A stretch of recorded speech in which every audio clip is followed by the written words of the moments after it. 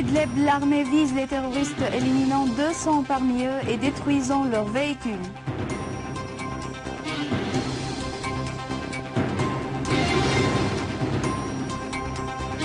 Raid saoudien intensif sur le Yémen, faisant des victimes dont des femmes et des enfants.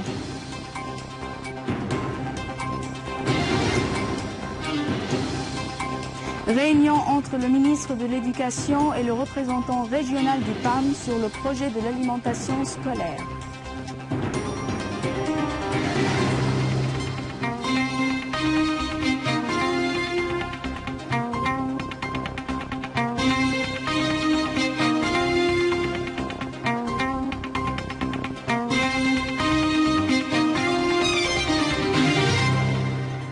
Mesdames et messieurs, bon après-midi. Après les titres, voici nos journaux.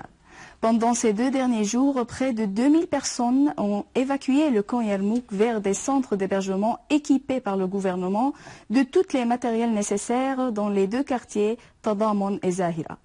Des habitants ont indiqué avoir quitté le camp avec la protection de l'armée et des forces armées ainsi que des comités populaires palestiniens et des factions de l'Alliance des forces palestiniennes.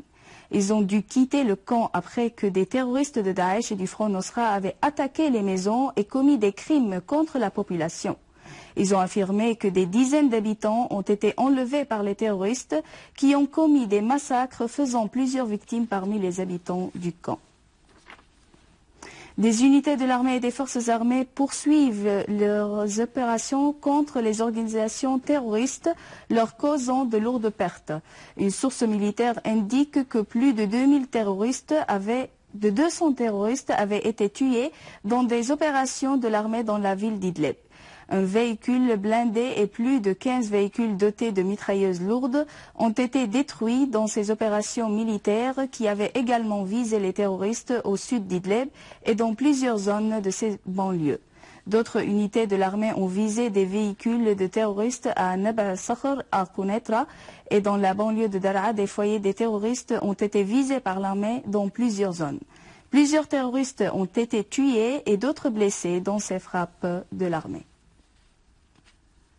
Les travaux de la 2e tour de la rencontre consultative syrienne ont débuté aujourd'hui à Moscou dans le but de trouver une solution politique à la crise. Des réunions se tiendront aujourd'hui et demain entre des personnalités de l'opposition, alors que mercredi prochain aura lieu une réunion entre la délégation de la République arabe syrienne et l'opposition. La séance finale se tiendra jeudi matin. Des sources informées indiquent que la rencontre consultative va porter sur la nécessité d'unifier les efforts de tous les Syriens pour lutter contre le terrorisme et encourager les réconciliations nationales. Le ministère russe des Affaires étrangères clarifie que ces consultations reflètent la ligne constante de la Russie quant au règlement de la crise syrienne par les voies politiques et diplomatiques uniquement.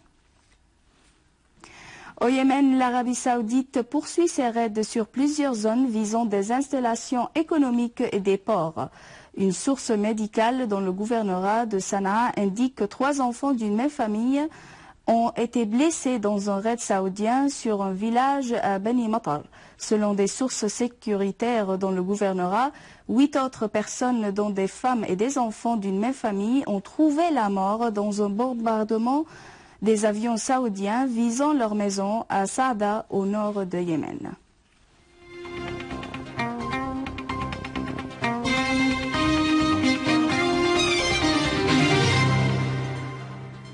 Le ministre de l'Éducation, Ghazouan El-Ouez, a examiné avec le représentant et le directeur régional du PAM les développements et les questions relatives pour la mise en œuvre du projet de l'alimentation scolaire et les moyens de donner d'ampleur à ce projet.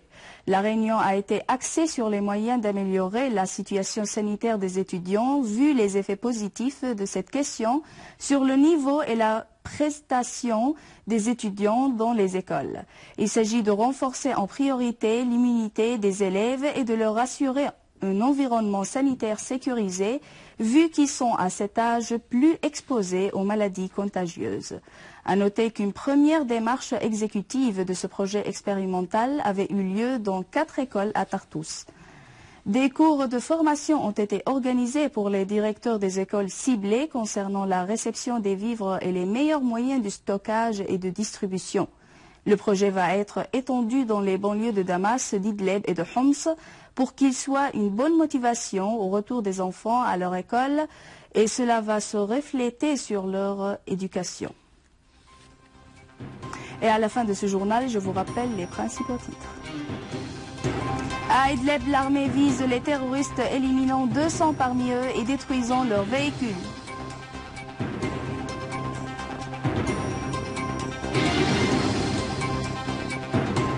Raid saoudien intensif sur le Yémen faisant des victimes dont des femmes et des enfants.